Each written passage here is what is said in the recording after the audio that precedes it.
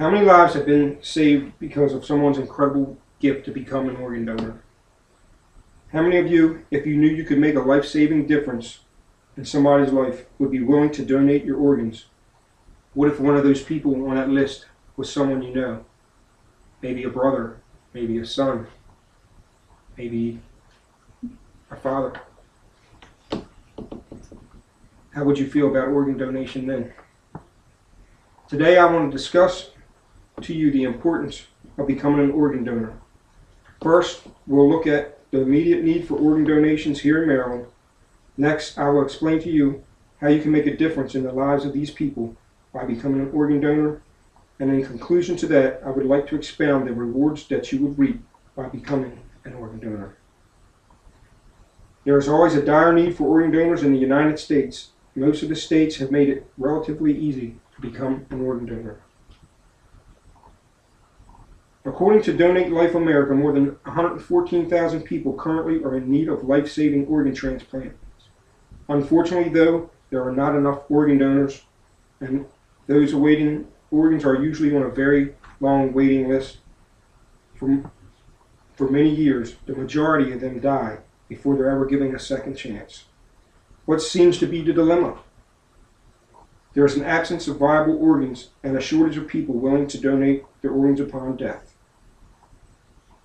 Last year, between deceased donors and living donors, there were over 28,000 organ transplants performed. There are approximately 2,000 people in need of organ transplants right now in the state of Maryland. According to statistics, 18 people die on a daily basis awaiting an organ transplant.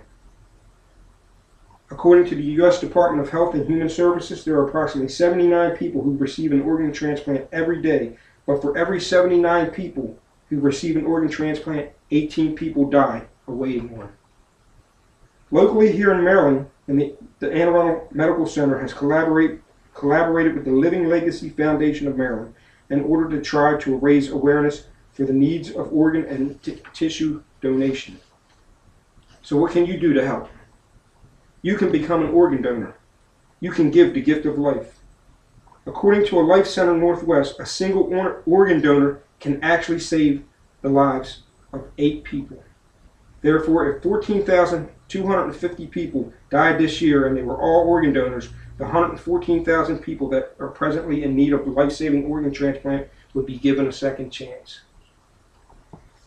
The Mayo Clinic claimed that some people do not become organ donors because they often believe that hospital and medical facilities will not work hard to save their lives if they become injured with life-threatening injuries.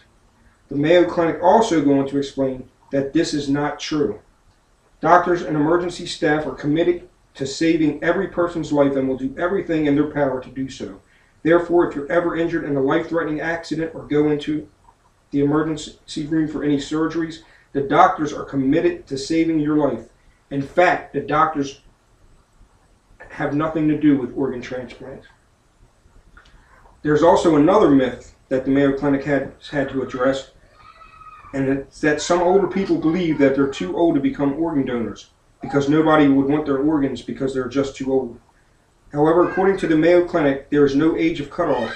They have successfully transplanted organs from people 70 years old and older. So you've decided to become an organ donor.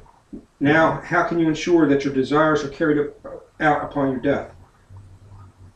First, there's a few things that you must do to ensure that your organs are available for donation upon your death.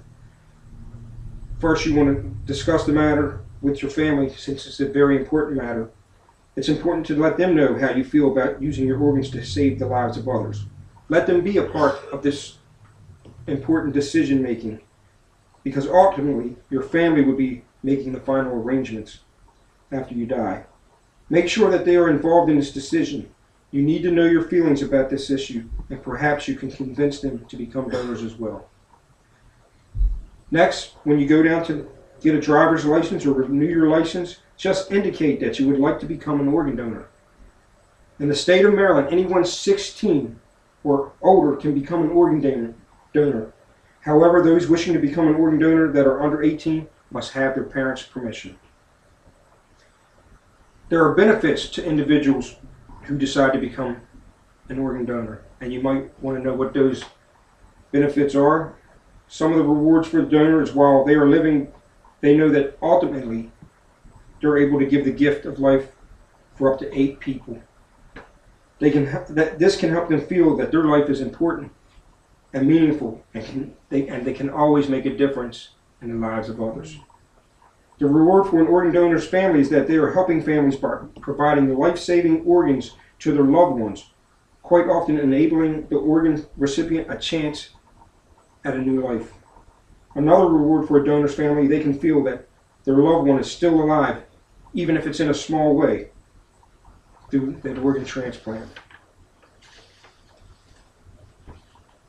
My wife's uncle suffered from a terrible lung disease that he got from working as a building contractor. He was on the donor waiting list for over 12 years. He died 2 years ago, waiting a lung transplant that never came.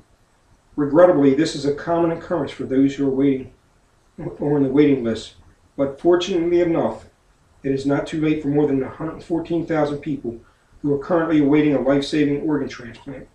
You can be the difference in someone's life. I have spent the last few minutes discussing the importance of becoming an organ donor. I've explained the needs that exist right here in the state of Maryland, along with over 2,000 people in need of life-saving organ transplant. I have discussed some of the common misinformation about why people do not often become organ donors, and I've explained how by becoming an organ donor, you can make a difference in the lives of others. It's your decision. What would you do?